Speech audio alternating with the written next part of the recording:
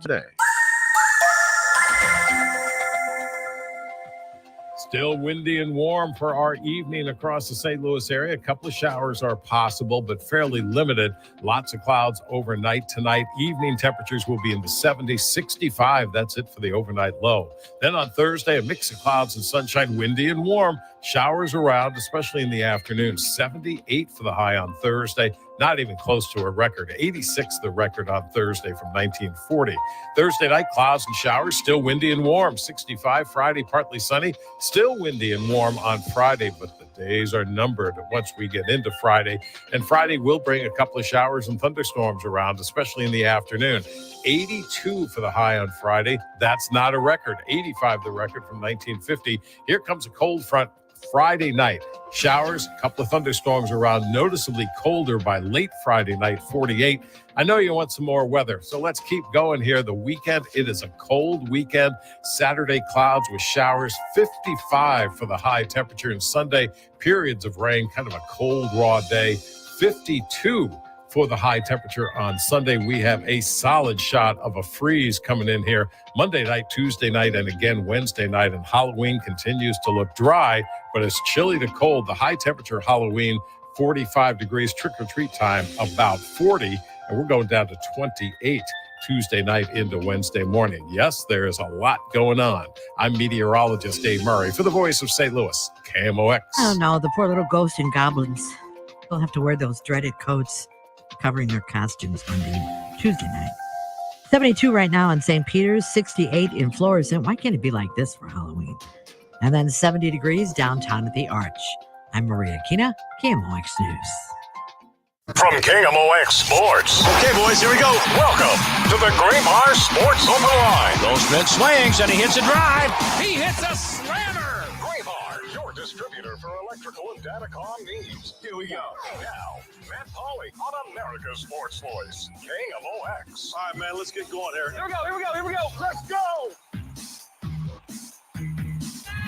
On a Wednesday evening, it is time for another Graybar Sports Open Line here on KMOX. I paused before I started the show because sports producer extraordinaire Matt Pajeski just dropped on me that he thought that on Halloween night, it'd be like a holiday night and that we wouldn't have a normal program or anything like that. He was shocked to hear that I would be working. And we'll just get off on this. Matt, Halloween is not a federally recognized holiday. Doesn't matter to me. It's the most important day of the year. Like, you were serious. You were absolutely serious because Maria just did a story about, I guess Dave Murray just talked about the weather, and then Maria commented on it was going to be cold, and I said, well, my wife is going to be out with my daughter as they trick or treat. Well, I'll be here hosting Sports Open Line, and you look at me and go, you're going to be hosting Sports Open Line on Halloween night?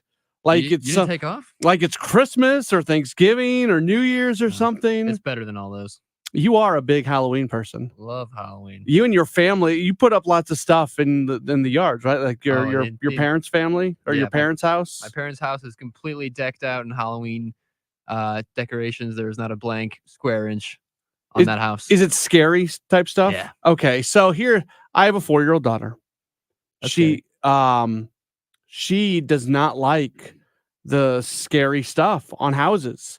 And there are houses in our neighborhood where we're actually say, close your eyes as we go by this one. She really does not like the scary stuff. That's making her more scared. Close your eye. You don't. No, she doesn't want to see it. She asks us to let her know when it's coming up so she doesn't have to look at it. We're just being good, accommodating parents. I think you got to start them off young. Say, this is Halloween. Well, there's one that we cannot avoid. So we've told her that the ghost is actually just a happy face and he's running security for the neighborhood. Nice. That's what we've gone with. That works. So on that note, welcome into a Graybar Sports Open Line here on KMOX. As always, if you want to join us, you can do so by calling or texting 314-436-7900, 314-436-7900, or you can tweet at me at Matt Pauley on air, MattPauley on air. The World Series, it is set. It is going to be the Texas Rangers and the Arizona Diamondbacks. Find me anybody who, when the season got started, their World Series prediction was Rangers and Diamondbacks, and that person should probably go buy themselves a lottery ticket. It's the second straight year in the National League were the last team to get into the playoffs, and an expanded playoff is in the World Series. Last year, as Cardinals fans know quite well, it was the Philadelphia Phillies. Last year, the Philadelphia Phillies were just able to get into the postseason as they had an 87-win season last year, went 87-75, matched up against the Cardinals, took that best-of-3 series, and the rest was history. So fast forward to this year. The Arizona Diamondbacks, they go 84-78. They are barely above 500, a 519 winning percentage. They finished just one game in front of the Chicago Cubs, and they grabbed that final wild card spot. They are the 6th best team in the National League. They kind of limped into the playoffs. They lost their final 4 games of the regular season, and once the postseason got underway, they were able to get going themselves. They won a couple games in Milwaukee. Then they went and won 3 straight against the Dodgers. And then they're able to battle out a 7-game victory against the Phillies. And now they head into the playoffs. So that presents us with the question. Is this good for baseball? How do you evaluate the fact that you've got some of these lesser teams getting in? Should this change the way that teams go about building rosters? Because in many ways, the postseason is a crapshoot. So there's the argument to be made that just find a way to get in and you never know what might happen from there. Trying to get as many opportunities as possible. And you look at the two teams, and the two teams did very different things to get there. The Texas Rangers spent gobs and gobs and gobs and gobs of money last year, didn't get a whole lot of bang for their buck, so they spent more money going into this year, and obviously they got bang for their buck, and they're one of the top payrolls in baseball, and they're in the World Series. Where the Diamondbacks, they didn't do it that way. It's been more of a slow build for them. They've got a lot of players that they developed. They made some trades at the deadline to kind of shore up some areas of the roster, and then they happened to get hot at the right time, moving all the way to the World Series. I think it's important to say that when an Arizona Diamondbacks gets to a World Series, when a Tampa Bay Rays gets to a World Series, when a Kansas City Royals, they did in back-to-back years, really not that long ago, gets to the World Series, I don't think that's an excuse as a team to just get in and see what happens. Get in and hope that you get hot. I don't think hoping that you get hot and just trying to get into the postseason, I don't think that's the strategy. There are going to be teams that just get into the postseason and get hot and make their way to the World Series. We've seen it happen in the National League in back-to-back years. I would argue the Phillies last year were a little bit different than the Diamondbacks this year because the Phillies absolutely were built for the postseason. They got off to a very slow start last year, and then they had to recover. But this year's Diamondback team, absolutely, that's who they are. If you build a really good team, you have a better chance of advancing through the postseason. If you have a more talented team, you have a better chance of advancing through the postseason. But it's not a guarantee. It's not anything close to a guarantee. But it's the only thing you can control when you're building a team, when you're building a roster. And that's the important thing here. That's why what's going on with the Diamondbacks this year, it should not be an excuse for Major League Baseball teams to take the approach of, just get in and see what happens. What you should do is take the approach of, we're going to build our team to be a World Series champion, and hopefully things work out in the postseason. Because even when you do have a Diamondback situation, if the Diamondbacks and the Phillies go play a 7-game series against each other 10 times, 50 times, 100 times, the Phillies are going to win it more often than the Diamondbacks. It just so happened this time the Diamondbacks did win. The Phillies are the better team. The Diamondbacks are the team headed to the World Series. I'm not taking anything away from the Diamondbacks when I say that. Good on them. That's part of the randomness of baseball. And now the Philly season comes to an end. But I didn't listen to Philadelphia sports radio today. I certainly hope there hasn't been criticism in Philadelphia about the way they built that team, because they did everything they needed to do to create a World Series team. It just so happened that they lose a 7-game series against the Phillies. We've got a lot coming up on the program today. We'll get more into that with Mike Farron from MLB Network Radio. He joins us in just a few moments. Kevin Ryan from Fox 2 will join us later on this hour. My name is Matt Pauley. It's a Gray Bar Sports Open Line on KMOX. Broadcasting from the Underlying Tree Lawyers. GetJim.com studios. KMOX.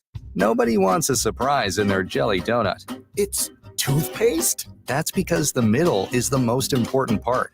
At Gray Bar, we're at the middle of electrical and datacom jobs across the country, connecting installers, facility managers, and business owners with smart solutions for their most challenging projects, which means stocking and delivering crucial products on time and on budget with no surprises, thanks to our nationwide logistics network. Yep, Gray Bar does that. We all know how important nutrition is to our health, so why don't we do something about it? With Neovitin Men's 50 Plus, you can give your body sensible doses of vitamins, minerals, and antioxidants to support your daily health. Formulated for men over 50, Neovitin Men's 50 Plus gives you B vitamins to support energy and our proprietary physician-formulated blend for daily support you won't find anywhere else. Do something about your health today with Neovitin Men's 50 Plus. Available at your local Schnucks and Deerbergs. Gone South, winner of the prestigious Edward R. Murrow Award, is back. Laredo, Texas, a border town community where in the fall of 2018, 4 women were found dead. In Season 3 of Gone South, The Sign Cutter, join award-winning producer and journalist Jed Lipinski as he unravels the story behind the manhunt for a serial killer that led to a shocking standoff. All episodes of Gone South, The Sign Cutter are available now exclusively on the free Odyssey app or listen weekly wherever you get your podcasts. Join us at Odyssey as we all do our one thing. Together millions of things for our planet. After Halloween, your used jack-o'-lantern and other gourds are great additions to any compost pile. When we each share our one thing, it becomes a million things for our planet. What's your one thing? Your home has made you equity rich on paper, and you're planning on using that cash to retire, travel, or just downsize into a new place that's paid off. Well, good for you. But the longer you wait, the greater chance higher interest rates could chip away your home's value. While your home value is still high, the time to act is now with Truehold. Truehold buys your home now, and you can stay in your home for as long as you want. Truehold buys your home for its best current value, and you bank the cash to do whatever you like, while Truehold takes care of property taxes, insurance, and upkeep. Don't miss this opportunity to cash in on your equity and stay in your home as long as you'd like as a renter. Visit Truehold.com and discover how much Truehold will buy your home for today based on its best current value, not what's coming. Call 1-855-300-9993 or visit Truehold.com. The smarter, faster way to cash out on your home's value without having to move. That's Truehold.com. I'm Dave Glover, and I see clearly now thanks to the doctors, Dr. Greg Birdie, Ranjan Malhotra, Robert Brusati, Andy Royer, and Samuel Barry. You can too. Just go to youridoc.com. Chiefs quarterback Patrick Mahomes talks football, family, and more. Monday nights during Sports Open Line. Only on America's Sports Voice, KMOX. Back at it on a Gray Bar Sports Open Line. It is just a few days out from the start of the World Series. That's going to be on Friday. Texas Rangers, Arizona Diamondbacks. That's the matchup, just as we all expected it to be when the season got started. Right now, we're going to go to the Quiver River Electric guest line. We're very happy to be able to welcome on to the program. You hear him on MLB Network Radio. He is our good friend, Mike Farron. Follow him on Twitter at Mike_FERRIN. Mike, thanks for taking the time with us today. How are you? My pleasure, man. How are you? I am good. You were with the Diamondbacks for a long time, and I know you've got lots of friends in that organization. Just from a personal standpoint, how happy were you for the people that you're still friends with, that team is headed to the World Series? Yeah, I mean, there's so many people, as you know, Matt, from being around, the Cardinals and the Brewers the last several years, you end up making so many friends that aren't even involved in the baseball decisions. Who live and die with the team. I mean, that's their job, right? And they don't have control over what's happening on the field or who's playing on it, but, the winning and losing is super important to them. And there's a ton of those people that I was thinking a lot about and got to see last night. I had our NLCS coverage, so I get to be there for their clinch. A lot of hugs of people that I've worked with for years. It was very exciting to see that for them. There was a really good team that they defeated in the Phillies, and a really likable team and a fun one to cover. But on a personal level, like if I can separate the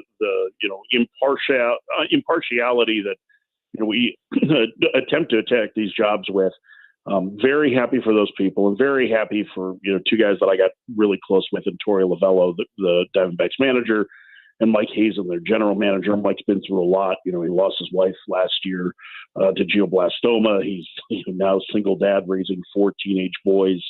He and Torey are very close as well. And man, that just meant a lot to see them have that opportunity. And that's an organization that's been through a lot the last 3 years, not just in terms of 2 years ago losing 110 games, but they really took a big hit in terms of the amount of people that they had in the organization because of COVID layoffs that so many other people had to deal with across the country. So the people that are still there, I'm just so happy for them, and it was really cool to see. But yeah, it was a little bit surreal in that like you're in the clubhouse and you're doing interviews, and then you're seeing one of the clubhouse guys that you've known for years, and then there's a big hug coming, right, and then you're getting right back into it. So it was a little bit different, but it was pretty cool. There seems to be two schools of thought. There's people who love the randomness of the baseball playoffs, and there's people who are offended by the fact that for some the regular season doesn't matter all that much. It's the second straight year where the National League representative in the World Series was the last team to qualify. Where do you stand on that argument? I mean, I think, listen, the more teams that you add to the postseason, the more you open yourselves up to the best team, so to speak, not necessarily representing your league in the postseason or in the World Series. And I think that's just the reality of it. I mean, I think, Matt, you and I probably talked about this 2 years ago when the changes came, that, this was like, we're starting to get to two different types of baseball, right? Or we're closer to it. We have been this way really for the last, close to 30 years now, but there's regular season baseball, and then there's the tournament. And it's a little bit more like the NCAA basketball tournament in that regard. I mean, the randomness is going to come as a result of the sport that's being played, and the baseball is random like that. I mean, any 3-game series over the course of the year, the worst team in the league is going to beat the best on occasion. So I think there's, with this format where we've seen an explosion in playoff teams, remember, we've seen a 50% increase in the number of postseason teams that are allowed to compete for a World Series championship since 2012. And that's a huge increase, right? That's with adding a fifth and then a sixth wild card in each league. That's going to create the same issues that it did when we went to adding, going to 3 divisions and adding a wild card team. So I just think that it's the nature of the beast. If I had my druthers, it's one of the few things that I'm a little bit more traditional on. I would probably like to see a reduced postseason, but I also am realistic enough to know that that's not going to be the case going forward. And part of that is driven by the finances of the national television deals, where the national outlets want to pay for playoff games. And when we see expansion come down the road here in a couple of years, we're going to be at 16 teams in each league, and half of each league is probably going to make the playoffs. And it's going to be much more similar to the NHL and the NBA, but with a greater degree of randomness to who wins. I mean, there's a great study that was done a couple of years ago that if you were to craft the baseball playoffs so that the favorites won 80% of the time, which is what it is in the NBA, you would have to have a best of 75 series. So there's not a whole lot we can do. Does it reduce the importance of the regular season?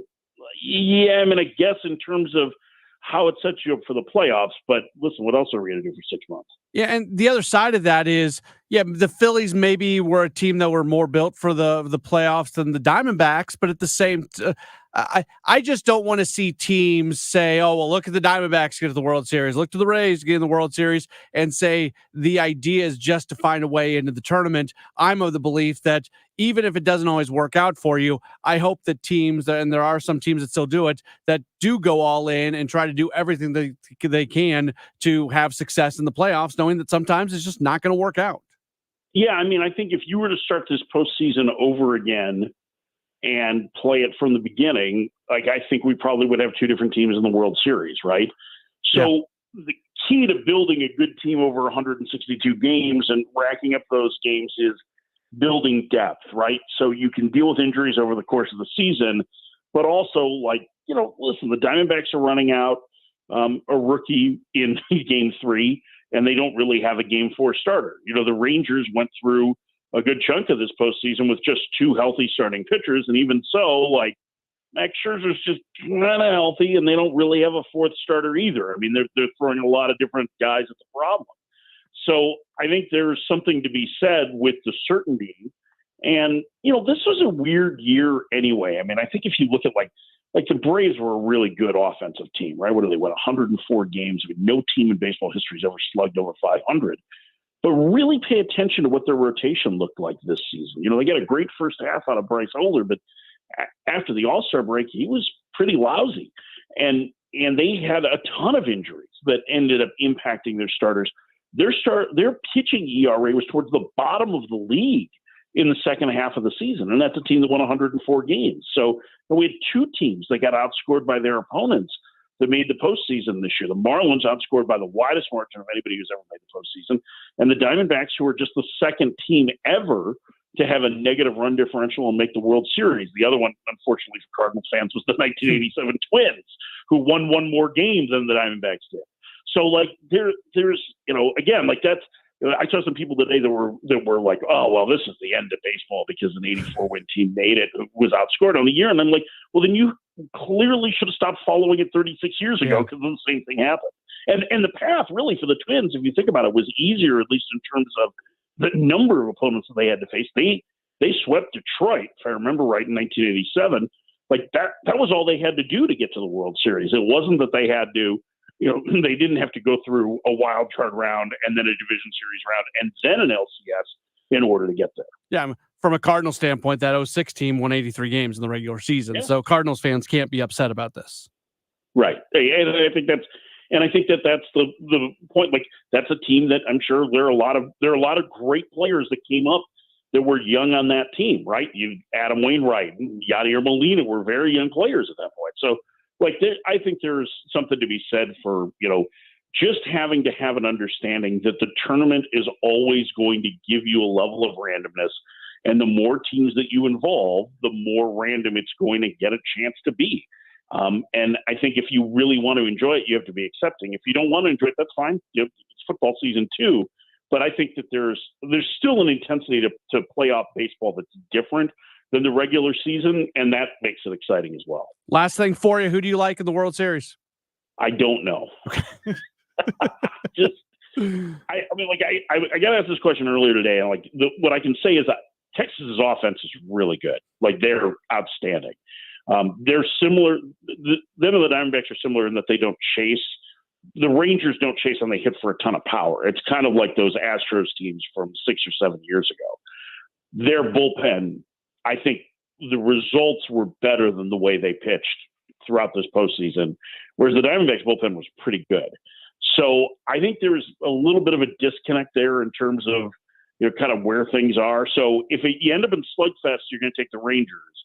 But if it comes down to bullpen games, I mean, I really think that helps keep the Diamondbacks in it. So I don't know. I think it's got a chance to be just as strange as the 2023 season was. I think it's got a chance to have a very bizarre World Series. I mean, remember, we just saw road teams win games 6 and 7 in the league championship series on the road, right? That had only happened 4 times since the LCS went to 7 games in 85. That had only happened 4 times ever. And the last time was 2004 when the Red Sox came back from 3-0. So I think we've got a chance for randomness and bizarre things and cool things to happen over the next potentially 7 games. And I think it's a fool's errand to try and pick it at this point. He's Mike Farron. He's awesome. You hear him on MLB Network Radio in addition to a whole bunch of other places. You follow him on Twitter, Mike_Farron. Mike, thank you so much for the time. Enjoy the World Series, and we'll catch up real soon. I'll probably see you at the winter meetings. Sounds good, Matt. Take care. All right, very good. There's Mike Farron joining us here on the program. We'll take a break, and when we come back, our guy, Kevin Rines from Fox 2 is going to join us, and we'll talk to him about some things going on with the Blues and with City SC and the decision today by Ryan Wingo. A lot to get to with Kevin. He's going to join us in just a moment. It's Gray Bar Sports Open Line on KMOX.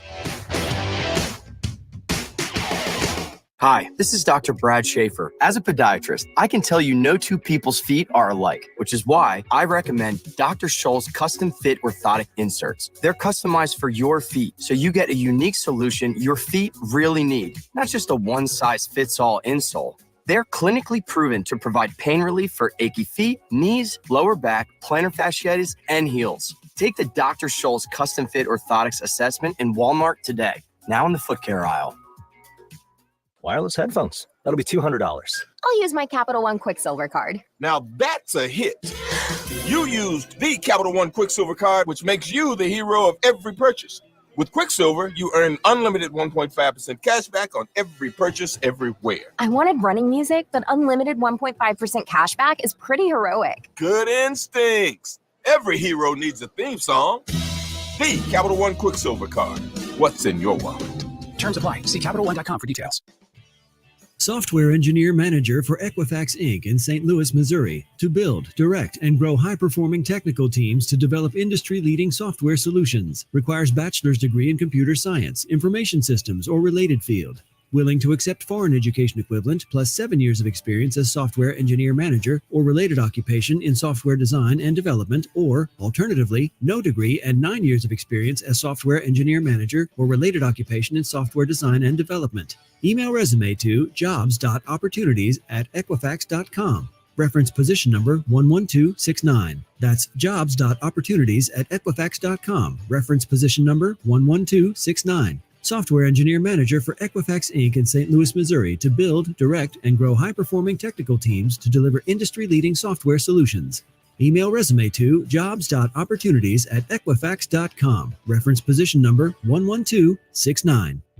This is an important notice to consumers facing $10,000 or more in credit card debt, medical bills, or other unsecured debt. You may not be required to pay it all back because there are special programs now in effect that will significantly reduce the amount you will owe if you qualify.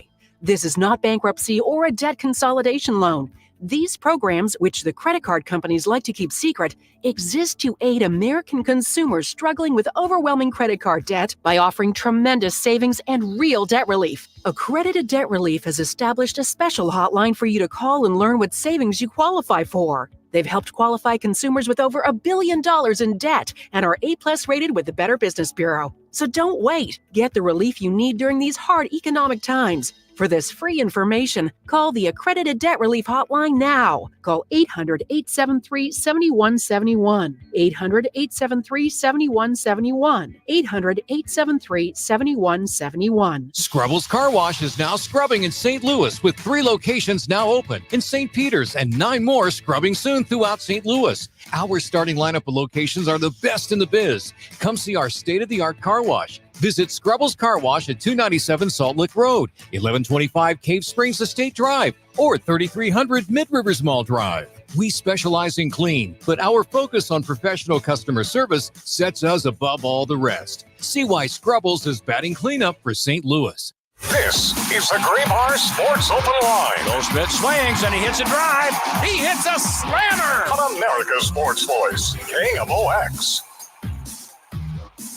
We continue on here on a Wednesday night at Gray Bar Sports Open Line on KMOX. My name is Matt Pauley. As always, if you want to chime in on what we're talking about, you can do so by calling or texting 314-436-7900. That's 314-436-7900. You can also tweet at me at Matt Pauley on air. MATTPAULEY on air. Happy to be able to go back to the Quiver River Electric guest line. You see him on Fox 2. You see him on Channel 11. He is our guy, Kevin Ryans. He joins us right now. Kevin, always appreciate you taking a moment or so with us. How are you? Man, I'm doing so great. Thank you for having me on. I really appreciate it. Now, we're matched up against each other this week in fantasy football. Oh, is that right? Yeah. I have not checked the league. I have not looked at the league. You know what? It's so weird because every time I go in, it's about Wednesday or Thursday night, and all of a sudden, everyone is either out, questionable, or not playing. So I have to figure out my lineup. And of course, I'm a terrible drafter. So when all these issues come up, I have to then try to find players to help substitute, and they're never as good as the people on my team. So I always keep falling short. But, neither of us are doing real great in the league, but I did beat your colleague, Daniel Esteve, this past weekend, so I felt good about that. Fantastic. Yeah. I would feel good about it, too. I would feel good about it, too, because he's always bragging about his teams, always bragging about how good his teams are.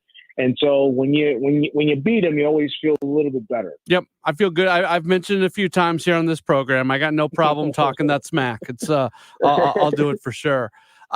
All right, let's get into the Blues a little bit. They've had some good moments. They've had some not so good moments. It's really hard to evaluate this team. You got worried after that loss against the Coyotes. They come back with a really good performance against the Penguins. They open up a road trip yesterday. They lose to the Jets, and afterwards, Craig Berube's talking about not liking the way the team played. I know it's really early, and a lot of teams are kind of in this, but it's just really tough to evaluate who this team is. Yeah, you really don't know where you're going to get on a nightly basis. The one thing that really would worry me if I'm a Blues fan is this offense has just not gotten going. And I talked to Braden Shen last week, and Braden Shen, at the time, it was just a couple of games in. Well, it's 2 games in. We're facing opponents for the first time. Some of them are defensive minded, and we need to take time to get our rhythm going, and it just hasn't. And you don't know 5 games in if it's going to be a whole season trend type of thing, or if they're really going to catch fire. When is Kyrou and Thomas and all those other guys going to get going? So it's been a hard watch, and for them, they're going to need to figure it out, because you don't want anything to happen like last year where the season kind of just spirals out of control early and you have to play catch up all year. You want to avoid that. They want to avoid that. They talked about how much they wanted to, start off on a better foot this year than they did last year. Well, this isn't doing it. This isn't quite cutting it. They've alternated losses and wins since the first game of the year. If they keep doing that for the first month and a half, 2 months of the season, that's probably okay. At the same time, if they go lose 3 of these 4 games on this road trip, all of a sudden that can start a trend that you don't want them to start. Last year we saw it early on in the season. They went on that long losing streak, and they were just never able to build back out. Exactly. You just don't want a prolonged stretch of losing. You want to avoid that as much as possible, and hopefully you catch a little bit of fire, and then maybe that's the big streak that helps get you into the postseason. So the whole goal is, we've been talking to them in the first few games of the season. The whole goal for them is to make sure that they're playing at a good level, they're winning games early, and they're kind of treading water. And you just hope that these offensive, these sluggish offensive starts, don't translate into a big bad losing streak from where they have to come all the way from behind. Tonight at 8:30 in Kansas City, Sporting KC matches up against the San Jose Earthquakes. The winner of that matchup will go on to take on City SC in a best-of-3 series that will begin Sunday night at 9 o'clock. City did not have a great finish to the year in terms of wins and losses. At the same time, they knew their fate already. What's your concern level on them being able to kind of flick that proverbial switch and get things going this weekend? Yeah, I don't know if it's a concern. I think if there was a concern, I think it'd be that a lot of these players don't really have much experience in these MLS playoffs. That Tim Parker does. That Jake Nerwinski does. Guys like that. that have had long Major League Soccer experience, but for the most part, a lot of these guys were castaways on their team. This is their first real chances for a lot of them to be elite. Be a part of the first team and really get the experience on the field. And so you wonder if they're going to be a little bit starstruck in a sense that they're in this moment, that they're really playing. I know, for guys like Roman Berkey, Bundesliga, the entire season's the playoffs. So it's a little bit of a different, kind of thing. But you wonder the lack of experience in postseason play, how much is that going to go into that? And then also, depending on the opponent, SKC is a rival. They're going to want to come in and beat St. Louis City if they're able to win this match tonight.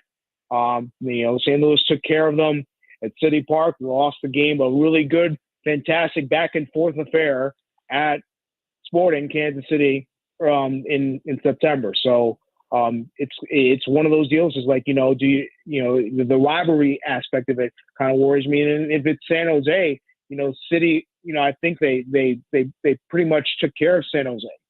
But will San Jose want to have that revenge factor? How much more they're going to be up for after a couple of matches against St. Louis earlier this year? So you have a lot of things that you that's in the back of your mind. But this team is so talented, and they have so much scoring from so many places. Roman Berkey is about as good of a goalie as you're going to get in the entire world. And particularly in MLS, in our circles over here, he's the best there is.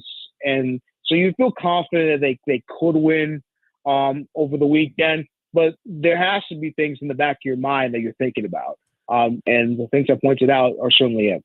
It certainly would be fun for it to be Kansas City because that game too, the caravan of St. Louis folks to Kansas City for a playoff matchup. I mean, that's the environment in St. Louis is going to be awesome no matter what.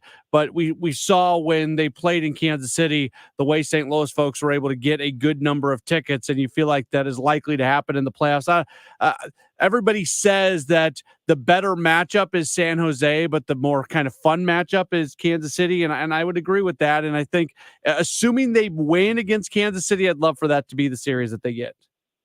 It would be awesome. I talked about it with my colleagues yesterday, about whether or not it would what would be the more intriguing storyline matchup, and I think it's SKC. I love the fact that there'd be a rivalry there. Both teams, kind of went at it during the regular season. Both had their great moments. It turned out to be that, particularly that second match in Kansas City, where that game was up and down, fast paced. It was really the city swore they played a great game, but SKC was just a little bit better. It would be really intriguing to see a fourth match between those two, or fourth round, I should say, between those two because of the series, and see how both teams kind of go at it. That'd be so much fun. It absolutely would. You're 100% correct on that. Last thing for you before we get you out of here, do you have any early thoughts on the World Series and really what we saw over the last couple days with some teams winning some road games to advance to the World Series? I'm floored about Arizona beating Philadelphia. I thought that after Philadelphia won over at Arizona, that they would take care of them. One game they had to win over at Citizens Bank Park, and the fact that they couldn't get that done is one of the more stunning things that I've seen in baseball in quite some time. 84 wins, the Arizona Diamondbacks, just a fantastic story. Last team in, kind of like the Phillies last year. Yeah. So I could not believe that. What a choke job by Philly. Very typical of them.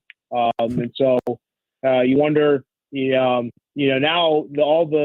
you got to figure that Texas is the big favorite with the way that Montgomery and Eovaldi are pitching. Hopefully Scherzer kind of gets his mojo back for them if they really want to win. Their bats have been awesome. Garcia continues to haunt Cardinals fans with the way that he's playing.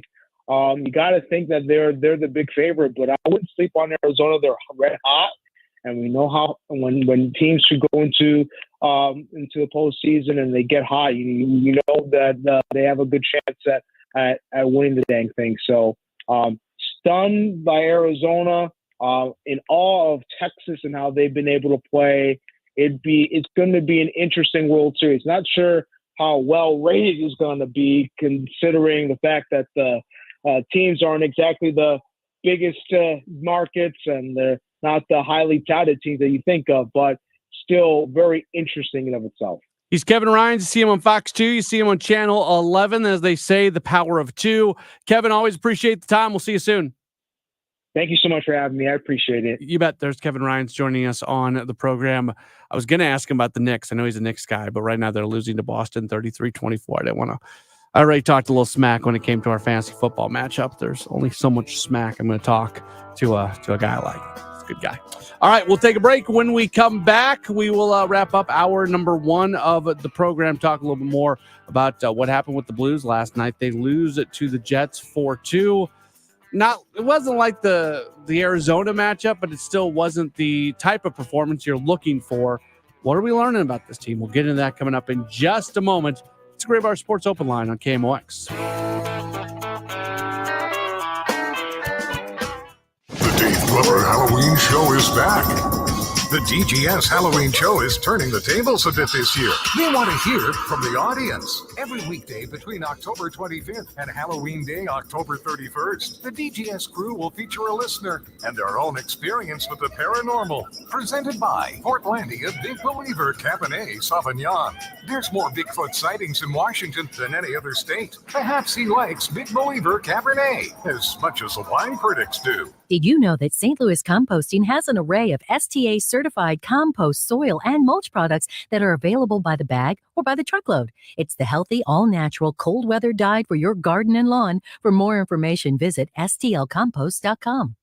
Urgent Camp Lejeune settlement message. On September 6th, the government announced it will soon begin providing fast, guaranteed settlements to Camp Lejeune Marines, families, and civilians. Awards will range between $100,000 and $550,000, with an option for higher amounts. If you or a loved one spent time at Camp Lejeune and suffered cancers of the bladder, liver, or kidneys, leukemia, non-Hodgkin's lymphoma, Parkinson's, or kidney issues, you may qualify for compensation and could be paid within 60 days after accepting your settlement, with your VA benefits fully protected. You may be entitled to a significant financial award for your Camp Lejeune claim, but you must act now. Call the James Harris Law Camp Lejeune helpline now to get the compensation you deserve. We're already fighting for thousands harmed by the water at Camp Lejeune. Call now or you may forever lose your right to be awarded a settlement between $100,000 and $550,000. For your free evaluation, call 800-217-1155. That's 800-217-1155. 800-217-1155. Single-family houses and apartments are the key to passive income, aka retirement. No one knows this better than America's most successful investor, educator, self-made multimillionaire, and CEO of Lifestyles Unlimited, Del Walmsley. Meet Del's team live in St. Louis, 2 days only at the DoubleTree by Hilton, Saturday and Sunday, November 4th and 5th. To attend, register now at GiveMeTotalFreedom.com. That's GiveMeTotalFreedom.com. Limited seating, unlimited potential. Register today at GiveMeTotalFreedom.com.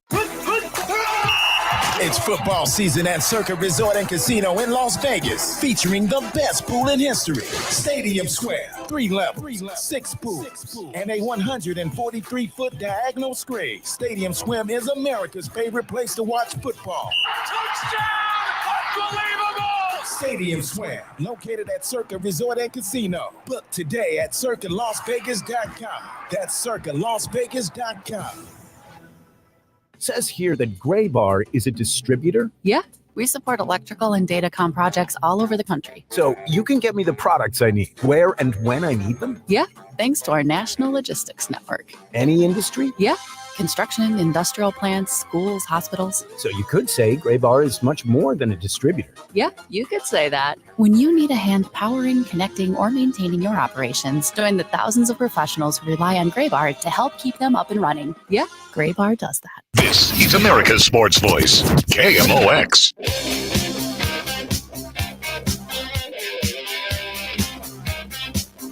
Starting to wrap up hour number 1 of a Gray Bar Sports Open Line. In hour number 2, we are going to be joined by our very good friend Jen Cease. We'll talk with her about City SC. Also, Katie Shields head coach SLU Women's Soccer going to join us. They are getting set to open up the A10 tournament. They are the top seed in the conference tournament again. They are so good and so consistent. Coach Shields is going to join us at about 7:35. And we'll also get into the decision that was made earlier today by Ryan Wingo, 5-star wide receiver coming out of St. Louis University High School. Missouri was one of his finalists, but he did not choose the University of Missouri today. He put on the Texas Longhorns cap.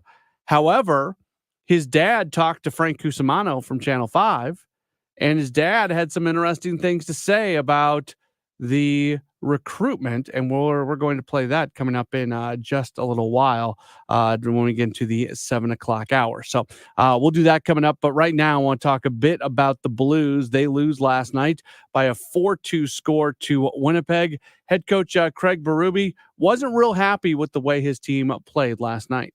You know, I was okay with the first. I mean, we had some opportunities. We missed a couple wide open nets, but second period, we fell asleep there for the 2 goals. Just F3 shooters. We're sleeping on both of them. They went in the net, and, you know, that really changed things. I thought that we regrouped, killed off a penalty in the second. The power play got us a goal, so got us back in it. But now that giving up that 4-on-4 goal is unacceptable. It's a nothing play. Should have been a nothing play, and shot ourselves in the foot there. Got us back. We got back in it again. Made it a 1-goal game, and pull the goalie again. And it's like we don't win that battle. That we need to win that battle on the wall to keep the puck alive. We didn't win it. That was kind of the key word coming out of postgame last night in battle and winning the battles and being a team that's going to go out and find a way to make those winning type plays that eventually result in winning a game. Braden Shin also spoke about that. I think we just have to raise our battle level. It's you're not going to generate chances, if we're not going to check as hard as we need to. And showed in the Pittsburgh game, when you check, you generate and you get chances. And if you want to kind of sit back and kind of watch them play on your end and, turn over the puck and not forechecks and create turnovers, you're not going to get chances and shots. And that's not only this game, but we got to find a way to generate more. 2 goals isn't going to do it night in, night out. And Binner's making saves for us, and we got to find a way to create offense. Look, this is the bottom line on this team for everything that we talk about, and we've talked a lot. And when it's hard to evaluate a team, I feel like sometimes you get stuck kind of talking more and pontificating more because you're trying to figure things out and you're almost thinking out loud about a team. I know one thing for sure. Maybe there's some other things, but for sure, this is one thing I can say. This team is not talented enough to not go make the tough, grungy type plays. Talk about they keep using the word battle. You got to win those battles by working hard. It's an effort issue, but it's also the type of effort issue. And they are not talented enough to just coast by. They're not talented enough to, have a bunch of guys who are great puck handlers and they can just do whatever they want to do. And they're going to be able to create their own shots and they're going to win games sometimes that night. That's not who this team is. Can this team be a playoff club? Yeah, they can. They can. I don't know if they're going to be. I can't sit here and make a prediction yet on if they are going to be a playoff club. But the ceiling for this team absolutely is being a playoff team. I don't think I'm breaking any news. I don't think that's a hot take when I say that they can be a playoff club. But they're not going to be a playoff team if they play the way they played last night. They're not going to be a playoff team if they played the way they played against the Coyotes. And the thing that the narratives that are coming out after these games where they don't play well. Last night, talking about not winning battles. After that Arizona game, talking about not being connected. Those are the things you can control. There's going to be off nights. There's going to be nights where you don't skate well. There's going to be nights where you don't, for whatever reason, you're just off offensively and you're not shooting the puck well. And the offense is kind of, whatever. There's going to be those nights. What you got to do is you got to go work hard and you got to make those dirty, grungy hockey plays. You got to put guys into the boards. You got to do all the small stuff. And that's what this Blues team needs to do. And unfortunately, 2 of the last 3 games, they have not done that. We'll talk about Ryan Wingo's decision after the news here on KMOX. The choice of a lawyer is an important decision and should not be based solely on advertisements. The vote is in. STL Today has certified the result. Onderlaw has been voted 2023's best law firm in St. Louis. When you're injured, call Onder Law at 314 or 618-9000000. Manchester Coin and Jewelry is the estate buyers. From fine jewelry to costume jewelry, watches, working or not, on Manchester Road west of 141. It's Manchester Coin and Jewelry, the estate buyers. Spark St. Louis is the newest collaborative co-working office space located in the PwC Pennant Building at Ballpark Village. Spark supports local entrepreneurs and corporate professionals and features over 80 private offices, day pass options, monthly networking events, conference room, and special event amenities, while offering an innovative approach to city life where you can live, work, and watch the Cardinals play all within the neighborhood at Ballpark Village. Schedule your tour today by visiting Spark St. Louis online at spark-stl.com. Men, if you're struggling with erectile dysfunction or PE, the medical providers at Paramount Men's Medical Center offer breakthrough treatments that eliminate problems in the bedroom without pain or surgery. Listen to a specialist in men's health. I'm Dr. Simovitz. Paramount Men's Medical Center offers the most advanced treatments to eliminate ED and PE. 98% of men experience instant results on their first office visit. They're even lasting 90 minutes or longer, regardless of age or medical history. Don't just take our word for it. Call Paramount Men's Medical Center now for our limited time offer. Your initial consultation and first treatment are completely free. You'll see instant results right in the office. You'll even get a gift that enhances your performance in the bedroom. All this, worth hundreds of dollars, is free if you call now. 314-720-8081. 314-720-8081. That's 314-720-8081. Urgent Camp Lejeune settlement message. On September 6th, the government announced it will soon begin providing fast, guaranteed settlements to Camp Lejeune Marines, families, and civilians. Awards will range between $100,000 and $550,000, with an option for higher amounts. If you or a loved one spent time at Camp Lejeune and suffered cancers of the bladder, liver, or kidneys, leukemia, non-Hodgkin's lymphoma, Parkinson's, or kidney issues, you may qualify for compensation and could be paid within 60 days after accepting your settlement, with your VA benefits fully protected. You may be entitled to a significant financial award for your Camp Lejeune claim, but you must act now. Call the James Harris Law Camp Lejeune helpline now to get the compensation you deserve. We're already fighting for thousands harmed by the water at Camp Lejeune. Call now or you may forever lose your right to be awarded a settlement between $100,000 and $550,000. For your free evaluation, call 800-217-1155. That's 800-217-1155. 800-217-1155. KMOX KECK HD2 St. Louis. The legendary voice of St. Louis. This is KMOX. Always live on the free Odyssey app. This is CBS News on the Hour, sponsored by Staples.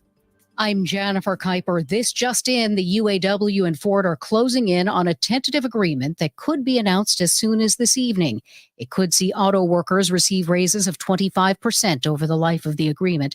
That's up about 2% from Ford's previous wage offer. UAW workers started walking out of GM, Ford, and Stellantis facilities on September 15th.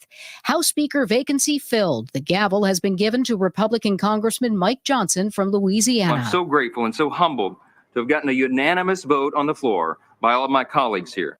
CBS's Major Garrett says of Johnson's career in the House. Mike Johnson has never been a committee chairman. He's never been a subcommittee chairman. He is a backbencher for a House Republican conference that quite clearly and evidently wants a backbencher, someone who is less experienced than those who sought the position and could not secure the votes to hold it. The famous Mexican resort city of Acapulco remains isolated. CBS's Adrian Bard in Mexico City says powerful Hurricane Otis surged unexpectedly and made a direct hit. This Category 5 hurricane made landfall right in the heart of Acapulco's famous hotel zone, but there are nearly 1 million people living in the surrounding areas. Many of them live in shanty towns and thousands more in flimsy huts on the coast. It's not clear how they fared or when rescue workers will be able to get to them. CBS News has learned Israel is delaying its ground invasion into Gaza. This comes as the humanitarian crisis is getting worse, and more than 200 hostages remain in captivity. CBS's Holly Williams has more from East Jerusalem. The UN Agency for Palestinian Refugees is sheltering around 600,000 displaced people and says it will run out of fuel. Israel says Hamas needs fuel for its rockets and military operations and claims Hamas is hoarding it and stealing it from civilians, releasing aerial images of these tanks, which it says contain more than 100,000 gallons. We cannot independently verify that. Arab leaders are pressing for a ceasefire in Gaza. Leaders of Egypt, Jordan, Saudi Arabia, and Qatar are urging an Israeli de-escalation as the conflict raises fear of regional war. The driver who allegedly crashed his car and killed 4 college students in Malibu, California last week faces multiple charges. LA County District Attorney George Gascon. Charging Fraser Michael Bond of Malibu with 4 counts of murder and 4 counts of gross vehicular manslaughter. He is being held on $4 million of bail. This is CBS News. Staples stores provide innovative products and services for small business, remote workers and learners, even teachers and parents. Explore more at your local Staples store. Mid-America's most trusted source for news. KMOX.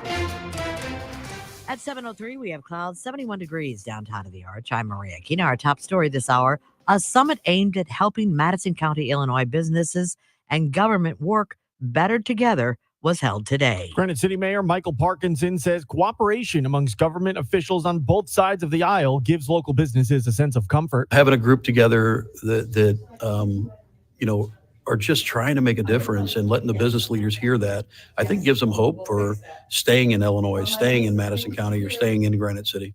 The summit included Madison County Treasurer Chris Slusser discussing how property tax changes could increase economic prosperity. Sean Malone, KMOX News. Missouri's Governor Mike Parson is talking to KMOX about the Speaker of the House situation. Governor Mike Parson not taking a strong stance like other Republicans in the state for Dean Plucker to resign. I mean, if he owes the money, he needs to pay it back, and he needs to get straight. He needs to tell it what happened. And that's the only thing you can do is just tell the truth and do what's right after that. So I don't know where that ends or where it goes. Earlier this week, it was revealed Plucker filed false expense reports with the legislature to be personally reimbursed for travel already paid for by his campaign.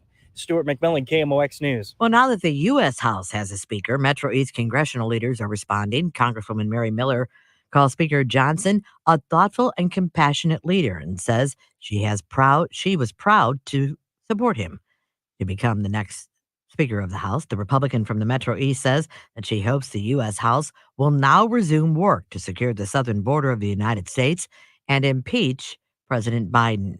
Meanwhile, Congresswoman Nikki Baczynski says Republicans have finally done their jobs by electing a House Speaker, but called the process an embarrassing display of chaos. In a written statement, the Illinois Democrat says she is concerned that new U.S. House Speaker Mike Johnson's inexperience and extreme views will be destructive to Congress and the country. Well, drug overdoses, a leading cause of death among pregnant women in Missouri and nationwide. Given the reluctance many people have to seek treatment, oftentimes it's going to have to be primary care doctors, OBGYN doctors, emergency room physicians that need to be able to initiate treatment, address this with people, talk about it. Doug Burgess, an addiction psychiatry professor at the University of Missouri, Kansas City, tells KMOX primary care and obstetrics physicians may not have received training in how to address the substance abuse issues. At 7:05, let's get a check of our forecast with Dave Murray. It's another warm evening and a warm overnight across St. Louis. Lots of clouds, 70s for evening plans, a couple of spotty showers here and there.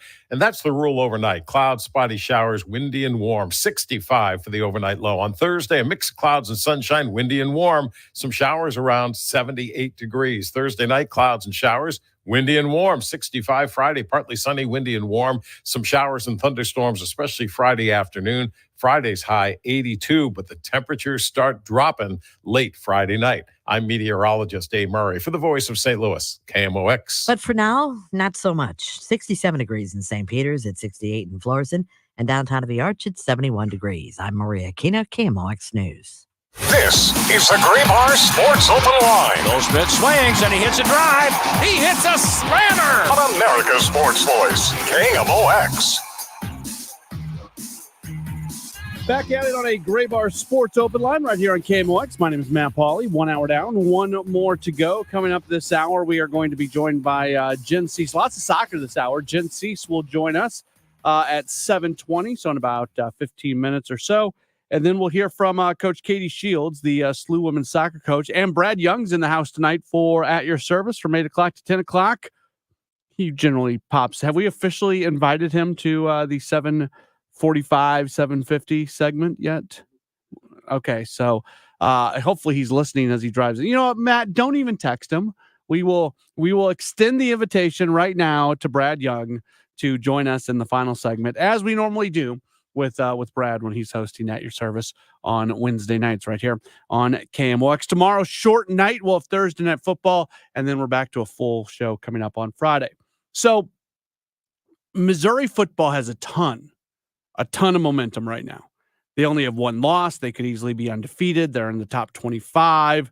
They have continued to recruit well. It just feels like everything that Coach Drinkwitz has been building for has come to this year.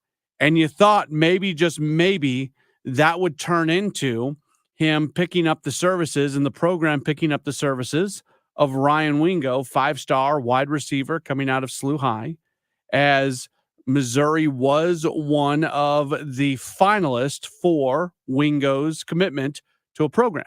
Well, earlier today, Wingo made his announcement on where he would be continuing his collegiate career.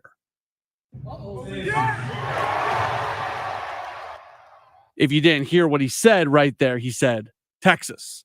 He's going to head to, I guess he'll be headed to the SEC as Texas is headed to the SEC. So Missouri will see him on occasion when they're matched up against Texas. He makes the decision to head to the University of Texas. So Missouri comes up short in this recruiting battle, which is a bummer. You really want to see Missouri kind of come in and own St. Louis and be able to get all these high-profile recruits, the few that do come through this area, get as many of them as possible. And obviously they did that with a Luther Burden, and there's some other high-profile type players that will find their way to Missouri. Here's what I found interesting. And Frank Cusimano, our good friend Frank Cusimano from Channel 5, KSDK, who's going to join us on Friday. Frank's going to be with us coming up on Friday, and we will certainly talk with Frank about this on Friday. Frank tweeted out this video. We're going to play the audio from this video. Frank talked to the father of Ryan Wingo and just asked about whether or not this is a 100% done deal with Texas, because you still got a little bit of time till National Signing Day. That's going to be coming up in December. So you've got just over a month where he can be verbally committed to Texas, but not yet put pen to paper. So is there still a possibility for another school to try to swoop in and possibly woo Wingo away from Texas? He made the decision he thought was right, but are you aware that there could be ramifications? People locally, they're going to be really ticked off, and we know how crazy college fans can be. Signing day, December the 20th. You never know what can happen. Signing day, December the 20th. You just never know what can happen by then. So you're saying you'll still accept Mizzou's recruitment? Yes, sir. Yes, sir, for sure. I obviously accept it. But like I said, I'm locked in with Texas right now, so it is. Obviously they can recruit me still, but I'm locked in with Texas right now, so yes, sir. Brian, you're saying it's etched in stone? Yeah, kind of. Yeah, it is. But like I said, if they still want to recruit me, I'm not going to turn them down just because they've been recruiting for so long. That audio courtesy of Channel 5, KSDK, and Frank Cusimano. Again, he'll join us later on this week. I find that to be interesting.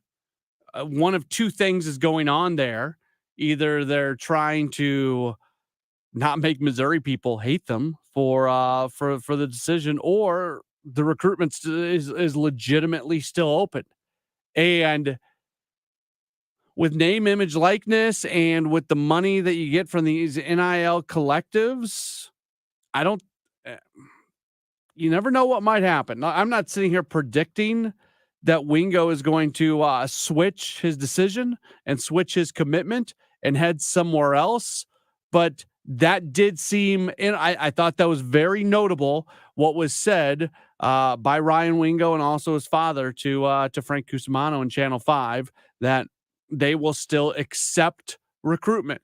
And I think when maybe I'm putting words in people's mouths at this point, but I feel like right in today's day and age, when you're talking about continuing to accept recruitment, part of that is you're accepting NIL offers. So if you're a Mizzou booster and you've got some money and you've got a business and you want to get involved in all this and you want to try to maybe slant things more in the direction of the Tigers, I think the Wingos left the door open for something to happen. I don't expect there to be a change. I bet he does play at the University of Texas. It does seem odd to me, though, and this is me showing my age, right? Like, this is where I'm a little bit different than maybe other people. If you're going to go through the whole thing of having a press conference and announcing that this is going to be the school that you're committed to, like I've got the old school belief that, once you say you're committed to a school, that's where you should head to. Now,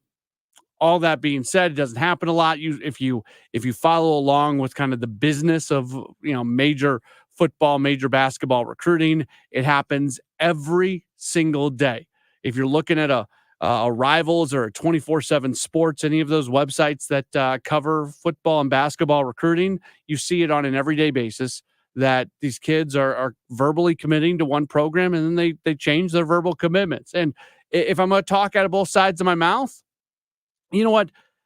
Once they're locked in, we spend so much time talking about coaches being able to just leave and everything, yet athletes don't have that same opportunity. Like, I get it. I totally understand where, as an athlete, you want to feel like you've got as much in terms of the options and just the flexibility as anybody else will have. So I get that. And maybe I'm being hypocritical when I sit here and say that once a kid commits to something that they should totally stick with it. I don't know. It doesn't feel like this is over quite yet. And my question would be, why even go through what you went through today if you are still going to be accepting the recruitment from other schools? But who am I to tell anybody how to go about living their life and go about making one of the biggest decisions of their lives? Because where you choose to go to college, and if you're an athlete, it's that much more pronounced. Where you choose to go play college athletics, that's going to be one of the biggest decisions that you ever make. And you got to make sure that once that decision becomes a final decision, that you are very comfortable with the decision that's being made. So I think it's a bummer for Missouri not to win out today. Maybe the door has been left open just a little bit. I don't think the door is wide open. If the NIL collective folks and the business leaders and the boosters surrounding the Missouri football program were to come through in a really, really big way and get that message out to Wingo, would there be a possibility to change his mind? Yeah, I don't think that door is completely closed, but let's be honest. And I'm not trying to take a shot at Missouri. And look, there's a lot of money in Columbia. There's a lot of money in Columbia. There's a lot of money connected to people who are promoting and supporting Missouri athletics. I don't think Missouri is going to have to go punch above their weight to be successful in the financial realm when it comes to NIL. But at the same time, let's not forget who he has verbally committed to. It's the University of Texas. You want to talk about money. You want to talk about resources. You want to talk about boosters. That Texas, if not number one in the country, they're right there next to Alabama and right there next to Georgia and Florida State and programs like that, Ohio State. There is as much money circulating around Texas athletics as you are going to find in any athletic department. So good luck. Because again, I don't think the door is closed. Good luck to everybody who still remains interested in Wingo. And I think the message was sent today that, yeah, this is his verbal commitment for now, but it may not be the final decision. But if it's not going to be the final decision, somebody's going to have to come up in a big way to find a way to flip him. But that's the news of the day. We'll see if Missouri can get back in this before all is said and done. This weekend, City SC, they open up their playoff run. They are going to match up against either Sporting Kansas City or San Jose. Those two teams are going to get started in about an hour and 15 minutes in Kansas City, and the winner of that matchup tonight will advance to the best of three. We're going to have the entire run for City SC right here on KMOX, in addition to Y98, where they've been all year long. We're coming in, we're swooping in, we're picking up City SC. We'll be simulcasting these games throughout the run of the playoffs. Jen Cease is part of that broadcast and also host of the St. Louis City Soccer Report that you hear on KMOX, and she's going to join us in just a moment or so as we roll on with a Gray Bar Sports Open Line here on a Wednesday night on KMOX. Have you ever wondered what it's like to experience something paranormal, supernatural, or unexplainable? Join host Jack Wagner on the podcast Otherworld as he explores spine-chilling real stories shared by everyday people who have experienced something unexplainable. Listen each week for first-person testimony from people who have come face-to-face with something that can't just be explained away. Listen and follow Otherworld, an Odyssey podcast, available now on the Odyssey app or wherever you get your podcasts. Every 2 weeks, you get a paycheck. You count on it, and you plan your life around it.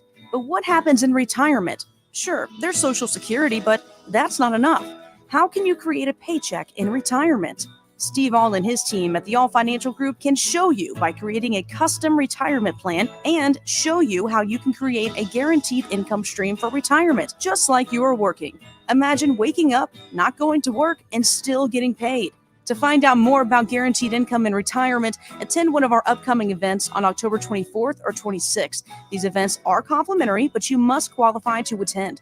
Call 636-230-8824 or visit yourmoneymattersstl.com. Investment advisory products and services offered through Impact Partnership Wealth, LLC, a registered investment advisor firm. All Insurance Group, LLC, and IPW are not affiliated firms. Investing involves risk, including potential loss of principal. Insurance and annuity product guarantees are backed by the financial strength and claims-paying ability of the issuing insurance company. Have you been wanting to find the secret to losing weight and getting healthy the natural way without drugs or injections? Hey, everyone, it's Dr. Michael Glickert with St. Louis Weight Loss Secret, and I know the secret to losing a half a pound to a pound of fat every day, naturally, safely, and effectively, without counting points or calories. No prepackaged meals, no hormones, no drugs, no injections or surgery. Schedule a free consultation now at moweightloss.com. Hey, this is Debbie Monterey, and I just would like to reiterate what Dr. Glickert said, that you can lose a half a pound to a pound per day with St. Louis Weight Loss Secret. And I can say that with confidence because that's what happened for me. Getting on the scale every morning, losing a half a pound to a pound was extremely motivating to stay on my plan. I lost 20 pounds in the first month. I've lost over 40 pounds altogether using St. Louis Weight Loss Secret. It really is not that hard when you follow their plan. Find out more by going to moweightloss.com. moweightloss.com. Reinhold Flooring is dedicated to delivering top-notch flooring solutions with a commitment to customer satisfaction. We ensure your needs are met with the highest level of service. We stand firmly behind our work and make things right when issues arise. Based in St. Louis, we take pride in offering a comprehensive range of services, from crafting custom area rugs to providing manufacturer-approved floor cleaning supplies and even free in-home estimates. We cater to the builder and commercial business with high-quality flooring solutions. Learn more at reinholdflooring.com. As a guitarist, jazz is a language I've spent a lifetime getting fluent in. Loud, soft, staccato, legato, nuance is everything. But as I get older, I need a little help staying dynamic. My doctor at Archwell Health, she's almost like part of the band. We meet regularly to keep me tuned up and ready to jam. Looking for primary care for adults age 60 and up? With more one-on-one time with your doctor, same-day appointments for members, and locations near you, Archwell Health hits all the right notes. Visit archwellhealth.com today to learn more. What defines us is who we are as a collective group and how we progress and gain momentum through the season. The Coach's Corner with St. Louis City coach Bradley Carnell. Mondays at 9:35 on America's Sports Voice, KMOX.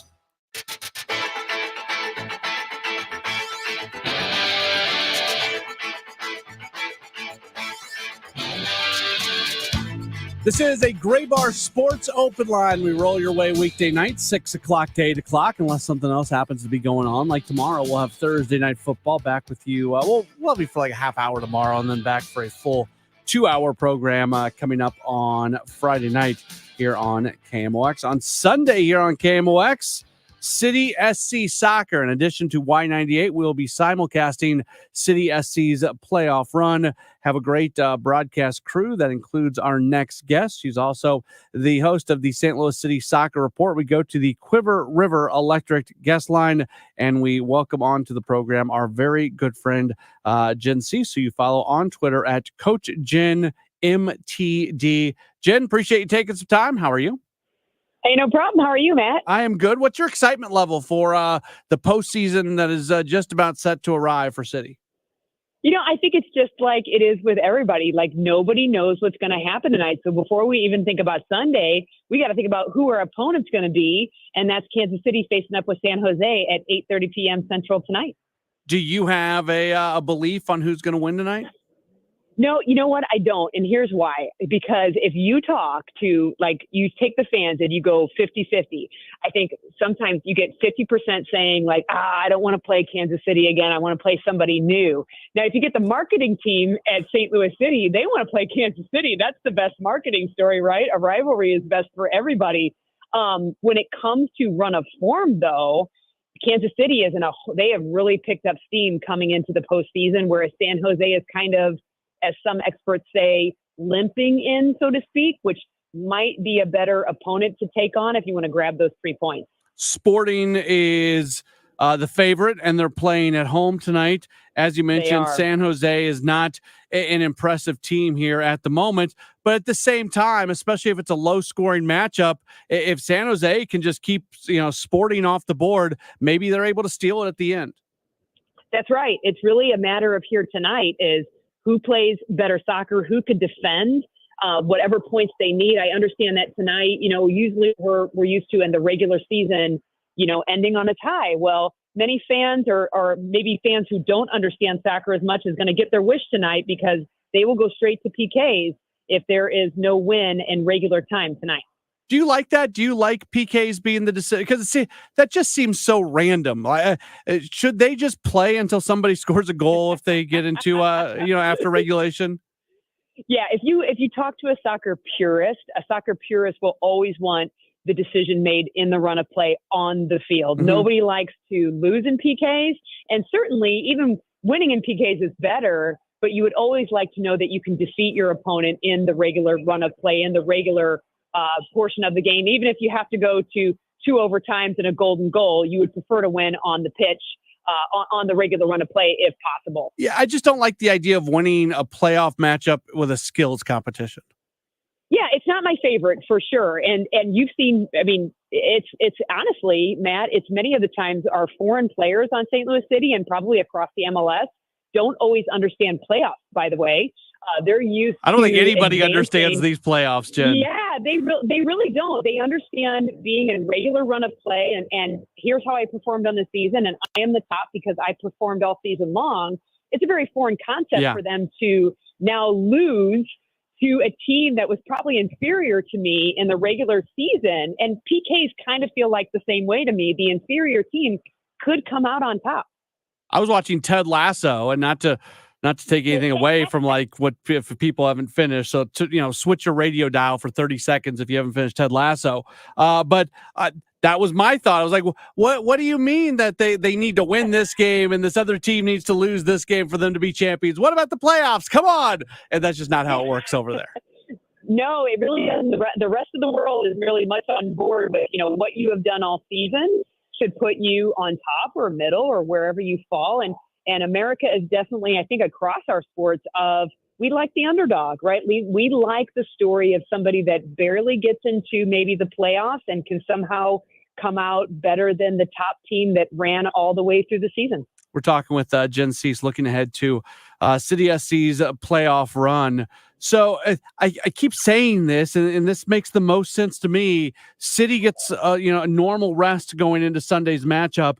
Whoever they're going to be playing will be coming off a pretty late night on Wednesday, where there's going to be a lot of energy expended, you would assume, especially if it's a close matchup tonight. It feels like this first game is almost a must-win for City because that's going to be their opportunity to take the advantage of having better legs. I agree. I think that is an absolute must-win for City at home. We know what it's like at City Park. Even if you haven't been to City Park, I think it's pretty palpable if you watch the game from a local pub or at your home on Apple TV. But it is an absolute must-win. It's best of three, but your best of three is always going to be better if you get that first one at home. How concerned are you about them being able to flip that proverbial switch? Because over the final 4 regular season matchups, they only won one of them. It was against Kansas City, so I guess that's good. But Minnesota, Vancouver, and Seattle, those were all losses. Yeah, I mean, Bradley Carnell and actually any player that you would talk to in St. Louis City would like to pitch the Vancouver game, into the trash bin. They know it wasn't their best game. They know they didn't show up for that game. When it came to the following games, I think they're a little bit split on that, but I think they would also say their last regular season game here at City Park wasn't what they wanted. They know if you base what they're doing off the last 2 games of run of form, no, it wasn't good. They weren't the better team on the day. You would also say that St. Louis City, I would say, likes the challenge. No, I don't think many teams, when you already have it, it's a hard thing to do to, make that game a must win for you. This first game, I think Bradley Carnell will do a great job with the team. He's already done it this week of saying that this is a must win, that it doesn't matter where we go next, but we have got to get this first game at home in front of our fans. And I did misspeak. They won that Minnesota matchup before Kansas City, but then lost those final 2 games, as we referenced, against Vancouver and Seattle. But the point remains the same, that in their last 2 matches, they got outscored by a combined 5-0 score. So you don't want to see any of that permeate its way into the playoffs. No, and they got outplayed. They not only got outscored. Sometimes you can get outscored, but you didn't necessarily get outplayed. They got outplayed on the pitch. They were outplayed overall. You don't look at possession rate per se because City likes a lower possession rate. But it came to executing their style versus the other team executing their style. The other team did a better job, and St. Louis City is going to definitely focus on that at every single practice this week. Finish you off with this. Who's your X factor? Who's your player that if this player has a good postseason run, then City is in great shape? It's always with a team like St. Louis City SC, who calls itself a designated team, not a designated player. It's the team, of course. But if I'm looking to individual players, I would probably, even over Joao Klaus, I would point at Edward Leuven. I think when Edward Leuven is in form, when he's getting the ball where he wants to get it, when we play the ball through Adu and everybody else is doing their job around Adu and he's allowed to create, he's allowed to find players like Klaus or Adeniran or whoever that might be, I think that's when City plays their best. She is Jen Seeks. Now, there's going to be a special edition of the St. Louis City Soccer Report leading into coverage coming up on Sunday, correct? That's right. Nate Gatter will be alongside. I will pop in there from the booth, but Nate Gatter will be leading that up until the official pregame of St. Louis City SC. And like you said, simulcast on Y98 and KMOX. Yeah, we're going to be listening, Jen. Have a great call. Really enjoy being part of these broadcasts. It's so much fun to be part of things like this when you get into the playoffs and when the magnitude of the games are so big. Just to have a small part of it is so really cool. So I'm so happy for you and excited for you that you get to experience this. And we'll talk again maybe next week leading the game too. That sounds great, Matt. Thank you. All right, very good. There's Jen Cease joining us here on a Gray Bar Sports Open Line, talking to her via the Quiver River Electric Guest Line, and appreciate her taking just a few moments with us. And again, we'll have it for you. We'll have the broadcast for you right here on KMOX, and we're going to follow City along throughout the course of their playoff run, and I can't wait to see what they can do. Hopefully, they just lock right in. I'm with the assumption that City wins that playoff series, and that's a big assumption to make. But as long as they win it, I am hopeful that it's Sporting Kansas City, and just take care of them. And you know what? Finish them off in 2. There'll be more home games. Finish them off at their place. The soccer capital stuff. We'll show them. All right.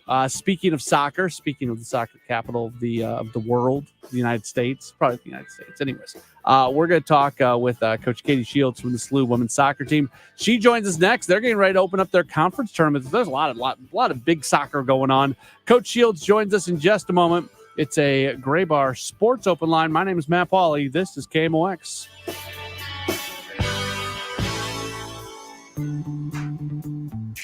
Broadcasting from the Underlying Tree Lawyers, GetJim.com studios. KMOX. One incredible inaugural season. Movement, feeding claws down the 6. Fire! Western Conference champions. Enter it! Oh, baby! He got it! Now, City FC heads to round 1 of the Audi 2023 MLS Cup playoffs at City Park this Sunday. Oh, baby! Hear the game on KMOX, starting with a special edition of the St. Louis Soccer Report at 7. Together Credit Union pregame 8:30. Kick at 9. Our city! Our spirit! Time to paint St. Louis City red with America's sports voice, KMOX. Get a pen. You'll want to take this number down. Okay, you have health insurance, or you don't have health insurance, but you want health insurance at a reasonable price, right? Well, you won't find it with Obamacare, where you can only sign up once a year with their high deductibles and limited networks. You need to talk to an expert. Kim Kiefer at H&L Agency can help. If you pay for your own health insurance, or your employment coverage is just unaffordable, or if you have a few employees, you could be saving 30 to 60% if you qualify. Couples under 65 are saving $500 to $1,000 a month with better coverage. Go to hnlagency.org and get a quote today. We all need quality health insurance at an affordable price. Call Kim at 800-975-2841. That's 800-975-2841. Or go to hnlagency.org. And is spelled out. That's hnlagency.org. A quality plan managed by you, not the government. Hey folks, this is Charlie Brennan. For more than 25 years, I've learned there are a lot of reasons to appreciate the doctors.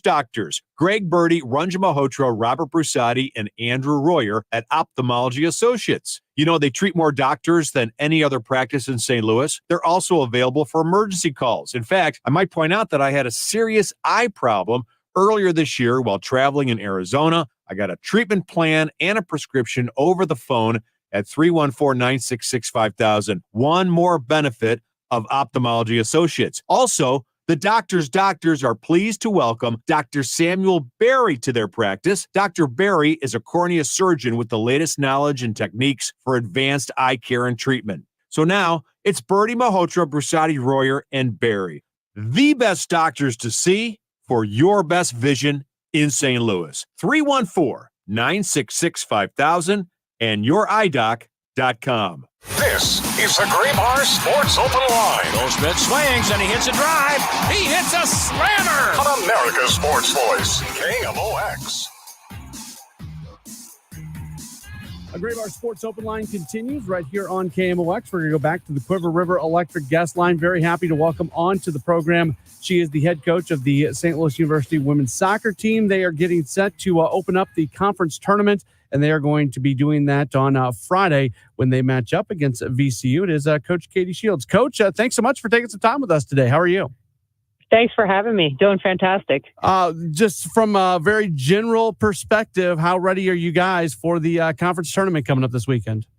Oh, we're excited. We're still in our preparations for the match, but really like the way we're playing, growing game to game. So excited to be playing some playoff soccer. Look, I don't want to jinx anything, but I mean, you look at what you've done. You look at the lack of goals you've given up recently. It's pretty remarkable, the run that you're on right now. How confident of a group are you coaching right now?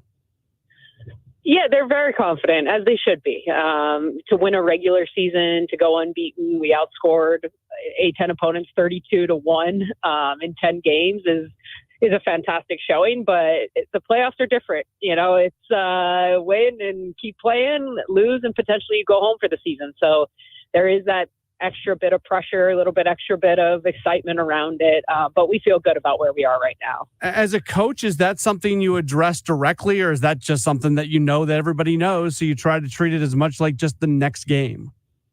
Yeah, we with our group, they're very experienced. We have a team that's been here before. They know what playoff soccer feels like. We remind them, of course, of different situations and scenarios we might find ourselves in throughout the playoffs, but it's not something we spend a ton of time focused on just because there is such experience in our team. You talk about that experience and so many players. I mean, they just jump off the stat page. But you look at junior forward Emily Gaby and what she's done, being the A10 Women's Soccer Offensive Player of the Week in 2 consecutive weeks. She's scoring multiple goals in games all the time. Can you talk about the impact that she has had and what she gives to you on an every match basis? Yeah, Gaby, I mean, she's such a tremendous goal scorer. She scores goals in different ways. She's really hard to defend. And I think she's become a really good passer as well. And so she's hard to prepare for because, if you stop her, then you got to deal with Caroline Kelly, who's also scoring goals at an incredible rate. And then you got Hannah Larson, who's leading the team in assists also in our front three. And so I just think the depth and balance, obviously right now led by Gaby, but on a given night, a lot of different players can be the one that score the goal. You look at the results of your games, there's a lot of 3-0s and 4-0s. You'll see a 5-0, a 6-0 in there, but you go back to it the last time you matched up against VCU. That was at their place in Richmond back on October 1st, and that was a 1-0 victory. Can you speak to the challenge they are going to present for you on Friday?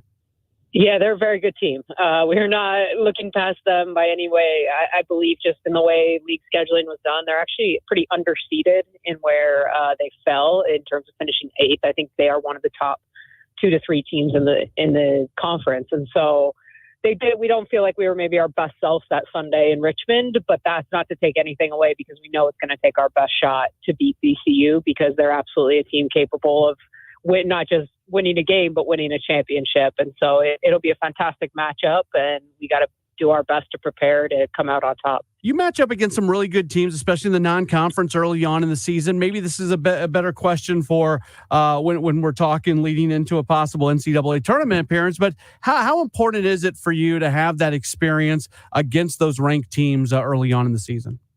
Oh, it's so valuable. And it's a reason we did challenge ourselves, test ourselves, the opportunity to go out and open our season at BYU, who's stayed in the top 5 in the country all season. I believe they'll be a number 1 seed in the NCAA tournament, to be able to go on the road and, get a result at Brown, who's in the top 10 nationally, and then to also beat Nebraska, who just won a Big Ten championship on the road.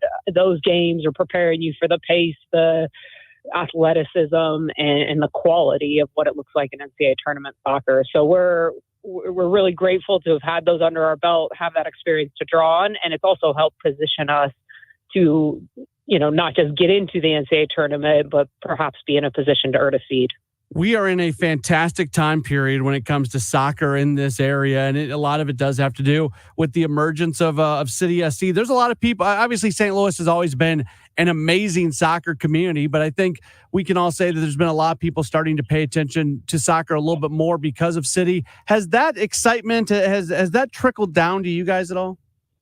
Yeah, absolutely. I even think for us, our women, they go to City games. We had the opportunity to play a game against SIUE in City Park, so we got to experience that for our first-class stadium experience as athletes and coaches, which was, it's kind of once-in-a-lifetime experience that you get playing your soccer at SLU. And so I think all it's done is grown our soccer community that was already incredibly vibrant in St. Louis, and we're absolutely benefiting from, City's emergence onto the scene. The 75, 80 degree weather we've had over the last few days notwithstanding, this is the time of year where it starts to cool down a little bit, and there seems to be something special about playing at Herman Stadium. There's a little bit of cold air in there. Fans make their way in. It turns into just an amazing home field advantage for you guys. It does. I mean, in our opinion, it's the best time of the year. Playoff soccer, a little crisp in the air and under the lights. And so these are the days, these are the weeks that you look forward to all season and in your training and your workouts in the off season. All right, so you are going to get underway. Your team coming up on Friday evening, 7 o'clock, Herman Stadium against VCU. Tickets and everything available at slewbillikens.com. Hopefully, folks can make their way out there. If you've never gone and watched a SLU women's soccer game, you are missing out. They are absolutely fantastic. Coach, thank you so much for the time, and hopefully we're talking a few more times here over the next few weeks as you continue a postseason run. I'd love that. Thanks so much for having me. Coach Katie Shields is joining us here on the program, head coach of the St. Louis University women's soccer team. Again, they open up their conference tournament run, and they are hosting coming up on Friday when they are going to match up against VCU, a team that they beat 1-0 not all that long ago. And they won. That sounds good, but they've been dominant. When you look at what they have done recently. I didn't want to bring this up when she was with us because, again, you worry about jinxing things, right? But now that we have let Coach go, I can get a little bit more into just how dominant they've been. The last time they even let up a goal was back on October 1st. That was 1, 2, 3, 4, 5. That was 6 matches ago. Over the last over the last 5 matches, let's see.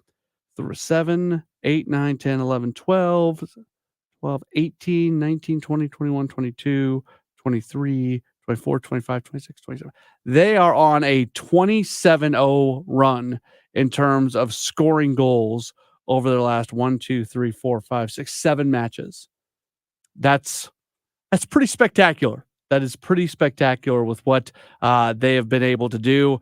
But now you have the pressure of the postseason, and you have to win to advance, and we'll see what they're able to do. From a national standpoint and everything, they continue to get some pretty high accolades. Their RPI is currently number 14, so they are a legit team. They played some really tough matchups during the non-conference, and now we'll see what they can do here during the conference tournament, and hopefully that will lead into them being in the NCAA tournament as well. All right, we will take one more break. When we come back, hopefully we'll be joined by our guy, Brad Young. He is in, we believe, for At Your Service tonight from 8 o'clock to 10 o'clock. He's there. I see Brad Young. He is going to make his way into the studio in just a moment or so. We'll find out what's going on with his program tonight as we continue on with the Gray Bar Sports Open Line on KMOX. Red Kingdom is back at Valley Sports Live at Ballpark Village this Sunday. It's the Chiefs and Broncos. Pre-game at 2, kickoff 3:25. Grab your friends along with KMOX and Bud Light and huddle up for the game at the best watch party in town. For more details on how to reserve your table, head to KMOX.com/events. Watch the Chiefs with KMOX and Bud Light, official beer sponsor of the NFL. Easy to Sunday, easy to enjoy. The choice of a lawyer is an important decision and should not be based solely on advertisements. STL Today is named Under Law 2023's best St. Louis law firm. We'll continue to make a difference, one case at a time. When you're injured, call Under Law at 314 or 618-9000000. Hey guys, Glover here for Lung Cancer Connection. Run, Walk, Breathe is Lung Cancer Connection's largest fundraiser for the year, allowing us to support Missouri's lung cancer community with our free programs and educate the public about the fight against lung cancer. There's a 5K, there's a 1-mile fun walk. It's all happening at the Chesterfield Amphitheater on November 4th. The registration is at 8:30 a.m., ceremonies at 9:30 a.m. The run walk starts at 10:30 a.m. Go to lungcancerconnect.org. Diabetes, high blood pressure, anxiety meds, everyone's on them. If you're a 50-year-old male, maybe a bit porky, and you may even have type 2 diabetes, $1 million of term insurance may only cost you about $200 a month. Call Term Provider. Speak with Big Lou at 800-700-6898. Big Lou will find a term life policy for you even if you have type 2 diabetes, are overweight, or have high blood pressure. Term Provider has helped thousands of people like you who think they can't afford term life insurance. To buy $1 million of affordable term life for you, all you need to do is call Big Lou at 800-700-6898. Lou will make sure the scales are tipped in your favor. Call 800-700-6898. Big Lou will answer your call and work to fit you into a term life policy that you can afford. Remember, Big Lou's like you. He's on meds too. Call 800-700-6898, 800-700-6898, or biglou.com. It's football season at Circa Resort and Casino in Las Vegas, featuring the best pool in history. Stadium Square, 3 levels, 6 pools, and a 143-foot diagonal screen. Stadium Swim is America's favorite place to watch football. Touchdown! Unbelievable! Stadium Swim, located at Circa Resort and Casino. Book today at CircaLasVegas.com. That's CircaLasVegas.com. This is America's Sports Voice, KMOX.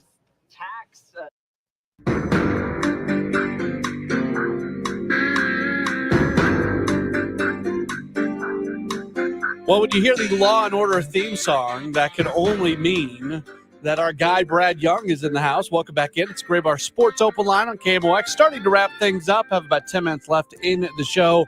And then once we get done, you're going to get a whole lot of Brad Young from 8 o'clock to 10 o'clock this evening.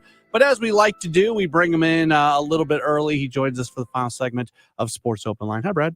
Mr. Pauley, good to talk to you, sir. Good to talk to you. Good to see you as always. We were just talking off mic a few moments ago. I always talk to you about sports gambling potentially in Missouri. And last year it felt like it kind of got close. At one point you predicted that it would happen. I did. And let me preface that by saying, like right now, I just got an email today. I work a lot with legislators in Jeff City, and there's an actual bill that I've written that looks like it's going to be put on the floor of the House of Representatives in January for debate.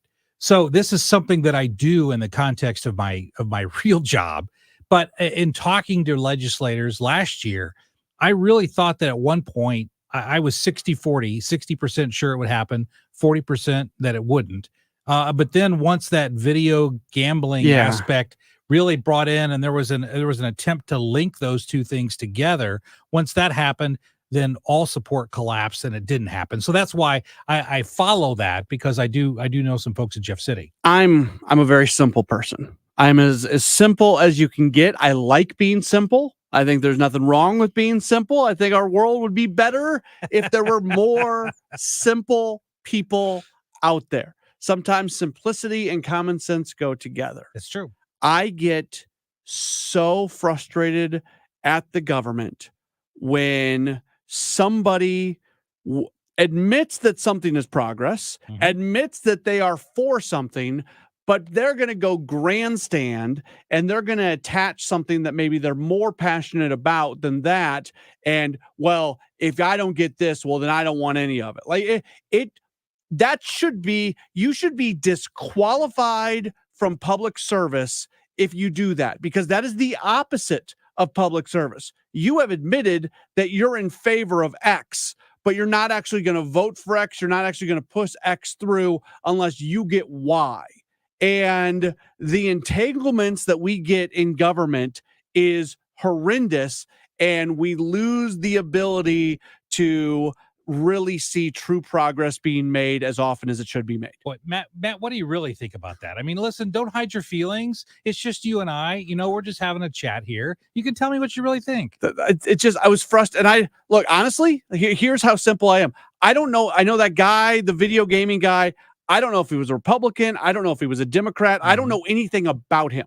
Right. All I know is that he decided to say, I'm not going to go with this unless I get my little video gaming thing. Well, you know what? Deal with your video gaming thing later. Right. That's different. This is sports gambling. And I don't know. It just frustrates me. Yeah, incremental progress is still progress. Yeah. But a lot of folks don't look at it that way. They want either 100% victory or 100% I'll lose, but I'll lose and be a martyr for it. That's the problem in a lot of political issues. But the other topic that I wanted to, very similar, that I wanted to raise with you, and again, we talked a little bit about it off mic, was as I was looking at the gambling issue earlier this year in terms of sports betting, I was looking at and intrigued by how would this impact sports from two perspectives. Number one, would it have a positive or a negative impact on players? And number two, what would be the impact on viewers? In other words, if people have the opportunity to place bets on sporting events, I would never do that. To me, getting out of bed is as much of a gamble as I want to take during the day. But I know that some people do. And if you have skin in the games, as it were, you're going to be paying attention to that game differently than if you're just a casual viewer. So I don't know. Obviously, in St. Louis, we're insulated from this because we don't have sports betting. But do you have any sense on a national level whether or not it's impacted the players, whether that's baseball, basketball, football? Has it impacted the execution of the sport, number one? And number two, has it had any impact on the viewing of the sport? Yeah, I think it's a really interesting question. I haven't seen any true data on all this. And I'm like you, I'm not a sports gambler. Don't do it. I always say that, those casino owners build really big, cool buildings in Las Vegas with other people's money. And they're good at what they're doing. So I'm going to, unless I can do it at a professional level where I know that I'm going to be winning. And there are some gamblers who that's how they make their living, and good for them. I'm not touching it. But I think you look at the NFL is hell bent upon injury reports being very forthcoming from teams because of sports gambling. I think the NFL is very aware of the fact that much of their TV ratings are connected to people who are watching the games because there is a vested interest beyond just I'm rooting for this team or I'm rooting against this team. Yeah. So these decisions that are being made, I think the teams and the leagues realize that sports gambling brings eyes to their games, and sometimes it brings more than that too. But yeah, the Cardinals are leading the way in the state of Missouri in terms of trying to legalize the sports gambling. Yeah, the Cardinals are working with all the other professional sports teams in Missouri, but it's really been these teams are very much in support of it, which is, especially when you think about baseball, it's kind of funny because baseball is the sport where you can go, kill somebody, you can go get a DUI, you can do all these horrible things, and there is a pathway for you to return to the game of baseball as a player. But if you gamble on the game, you are done. Lifetime ban, Pete Rose, like all that. So from an on-field standpoint, they stay as far away from gambling as you possibly can. But from a business standpoint, the league is very much embracing it. Yeah, it seems like a contradiction, but I so remember during that whole Pete Rose incident, that Pete Rose debacle, however you want to classify it, is that the argument was that if there's betting on sports from inside sports, then it could change the outcome of the game, like your classic, what was it, the Black Sox a century ago. The right? Arizona, college Arizona has scandal 15, 20 years ago where there was some point shaving going on. Exactly. Tim Donaghy, the NBA official, was doing it. So, I mean, there's been some cases of it happening. Sure. But to me, there's obviously a moral, legal, and an ethical difference between a team that allows someone on the team to participate in gambling as opposed to viewers and spectators doing the gambling. Obviously, those positions are light years apart, but I can certainly see how from an organizational standpoint, teams like the Cardinals or the Chiefs or anyone else could say, listen, if this is going to put more eyeballs on the game, then that's to our benefit. Yeah. And look, I hate to mention this, but look how the NFL has embraced Taylor Swift all of a sudden, because it just brought eyeballs to the game and people watching it and participating. So I can see where they would want to do that. Yeah. When I was a broadcaster for Air Force basketball for 6 years, and we would play, the Mountain West plays their conference tournament in Las Vegas. And I made a concerted effort. I would not even walk through a sports book.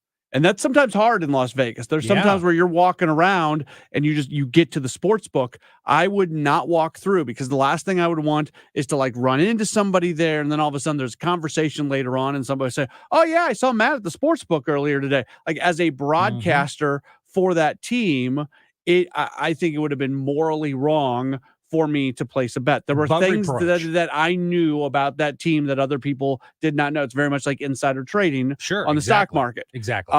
So I would not, I was very cognizant of where I was walking, even good for you, in Las Vegas when I was broadcasting Air Force basketball. Good for you. Yeah. Because it could give the appearance of impropriety, even if it was accidental. Right.